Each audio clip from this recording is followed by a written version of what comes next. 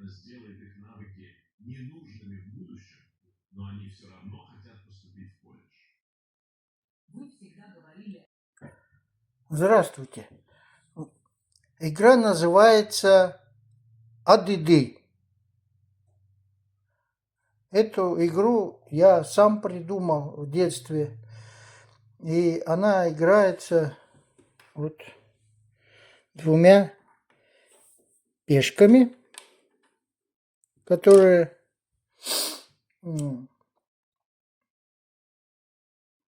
между собой ведут бой. Значит, они ведут бой таким образом. Один бьет другой, вот как играют в Чапаева ударом, и другой отвечает ему. Вот. И таким образом происходит сражение по очереди. До тех пор, пока одна из пешек не переворачивается. Это значит, что противник ранен. И для того, чтобы его добить, то есть убить, его противник должен нанести последний удар. Если его лежащий противник не переворачивается, это значит, что он мертв. Вот перед нами победитель.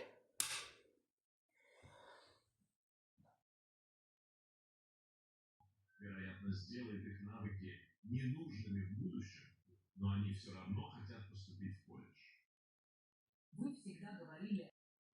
Здравствуйте. Сегодня продолжение рассказа о моей игре детства под названием ADD. И сегодня я расскажу, а почему, собственно говоря, эта игра называется ADD. Это произошло из-за того, что во время этих сражений, баталий, я пел. И пел таким образом, что щелкал зубами и пропевал какую-то мелодию.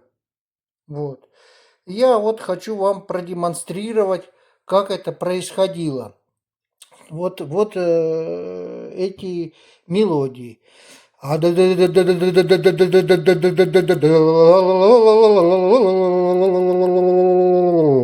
И вот они сражаются. Обратите внимание.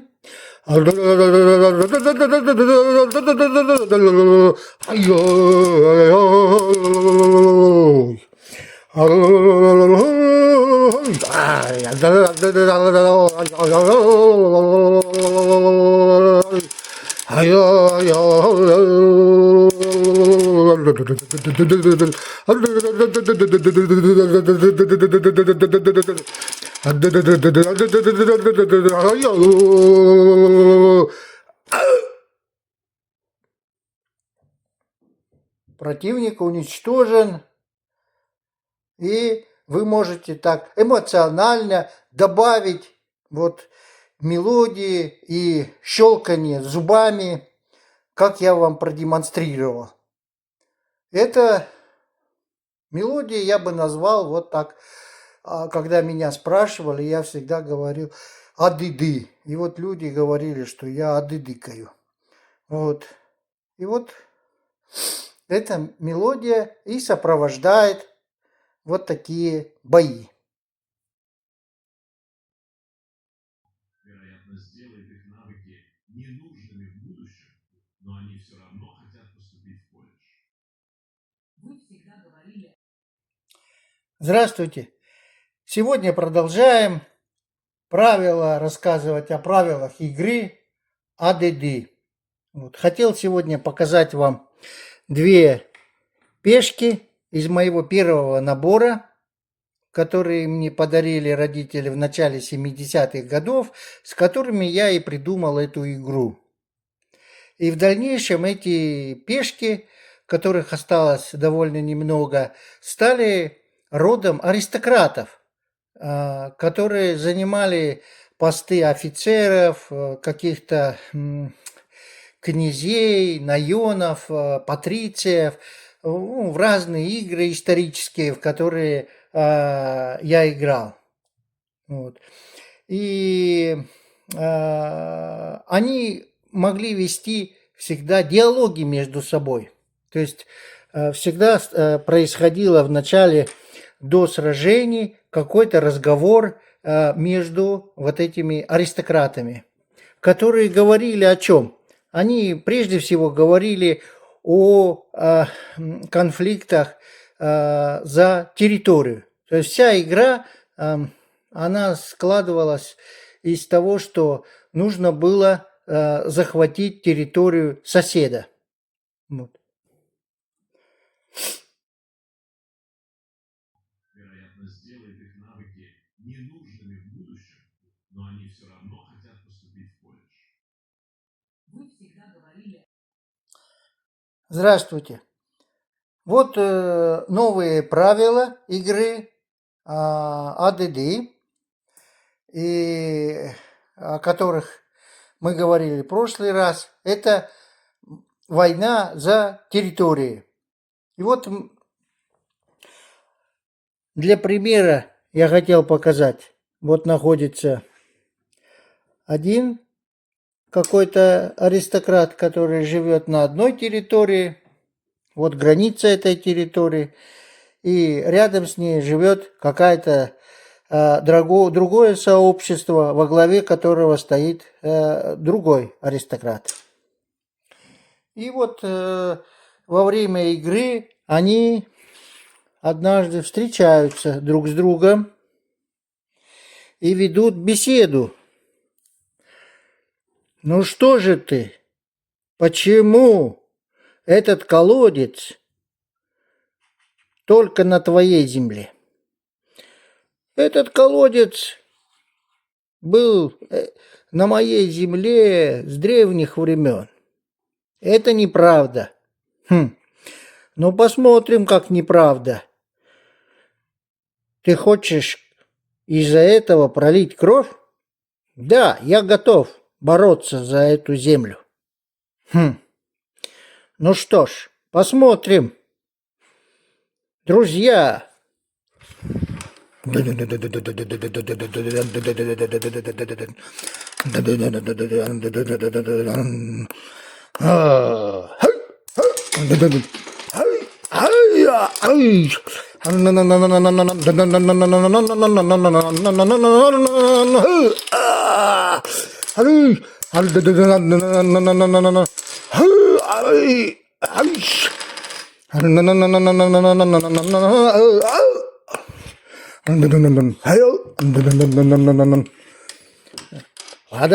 Подождите, смотрите. Ваш руководитель мертв. Теперь я буду вашим правителем. Вы согласны с этим? Да, мы согласны. Все. Отныне эта территория вот этого патриция.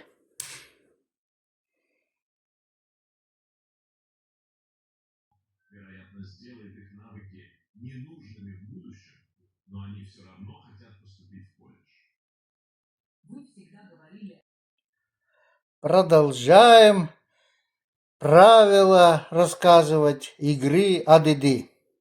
Сегодня я хотел бы вам показать вот такие сохранившиеся у меня большие пешки, которые у меня остались только вот в 2 экземплярах, и то полуразбитых.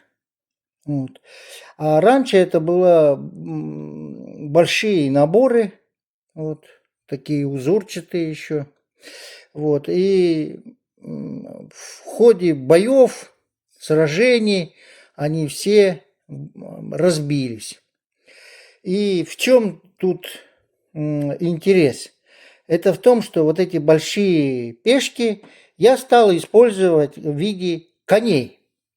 Вот, посмотрите, вот наши правители, они вот могли садиться на этих коней, вот так сверху, и вот получалась уже конница.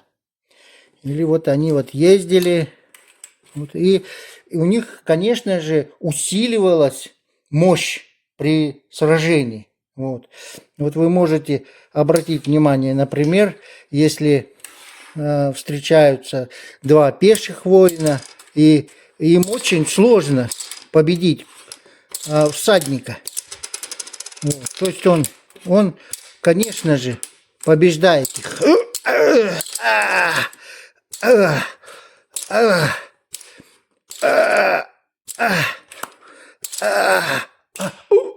А вот тут получилось, что наоборот. Иногда и пеший может оказаться победителем. Вероятно, сделает их навыки ненужными в будущем, но они все равно хотят поступить в колледж. Вы всегда говорили... Вот продолжаем историю.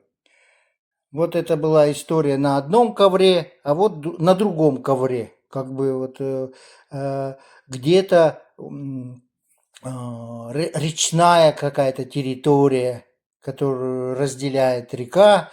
И вот там встречаются тоже, живут два племени и встречаются их боссы.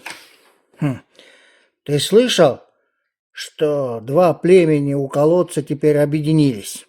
Да, я слышал. Теперь это большая угроза для нас. Не нужно ли и нам объединиться, сосед? Да, я думаю, что нам нужно объединиться, но только я никогда не подчинюсь тебе. Но у меня все права на это. Я не признаю никаких прав, кроме права меча. Хорошо, давай, кто победит на мечах между нами, тот и будет править нашей общей территорией.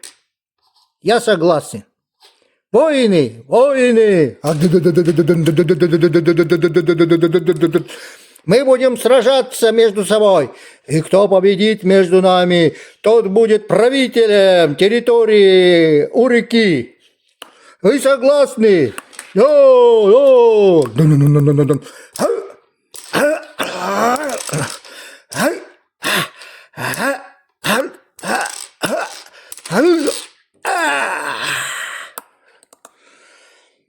И вот этот сеньор становится графом, правителем территории у реки.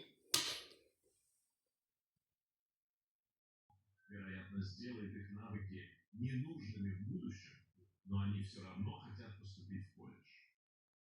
Вы всегда говорили... Здравствуйте. И вот наступает момент, когда территории правителей колодца и правители речные встречаются и сталкиваются в военном столкновении. Вот.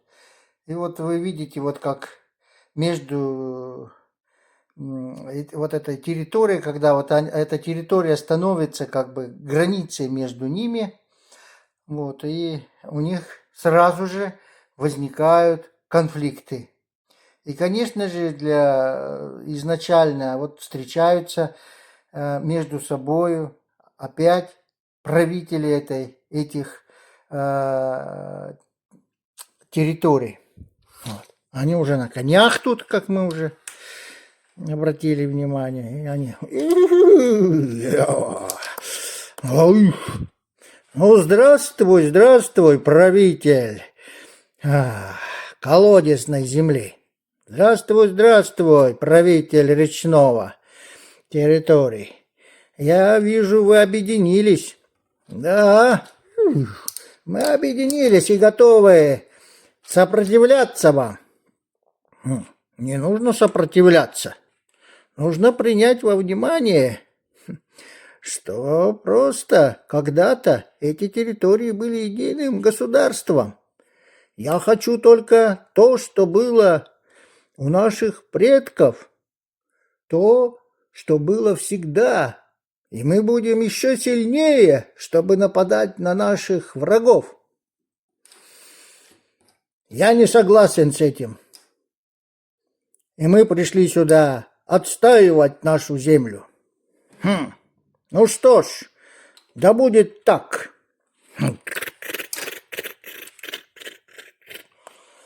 И вот начинается сражение, и об этом сражении мы расскажем позже. Вероятно, сделает их навыки ненужными в будущем, но они все равно хотят поступить в колледж. Вы всегда говорили... Войны! Захватим территории всех речных земель! Войны! Будем защищать нашу землю до последнего дыхания! Вперед! Вперед!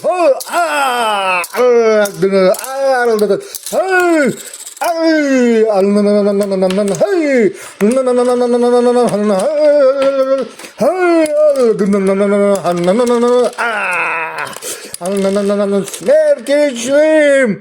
Отомстим!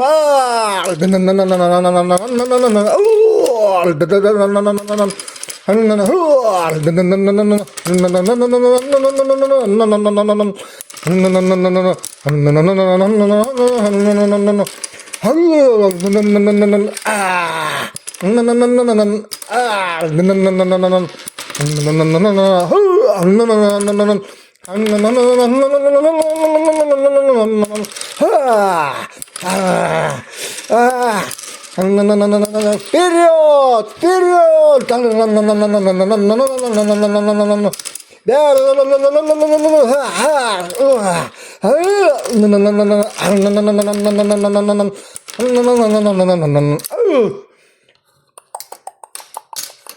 Мы победили!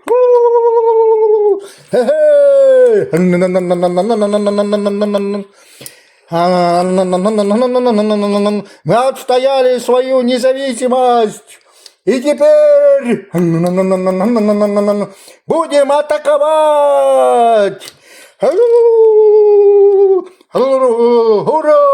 Ура! Вероятно, сделает их навыки ненужными в будущем, но они все равно хотят поступить в колледж. Вы всегда говорили... Здравствуйте. И вот сегодня последние правила, которые существуют в игре АДД. Мы видели, как в последнем сражении речных и колодезных речные победили. И по правилам часть воинов одного из племен, которые принадлежат колодезным, вот вы видите этих, вот они, которых когда-то белые колодезные захватили, теперь отходят к речным. Это становится вот единым сообществом. А речные во главе вот с их аристократом теперь имеют два варианта.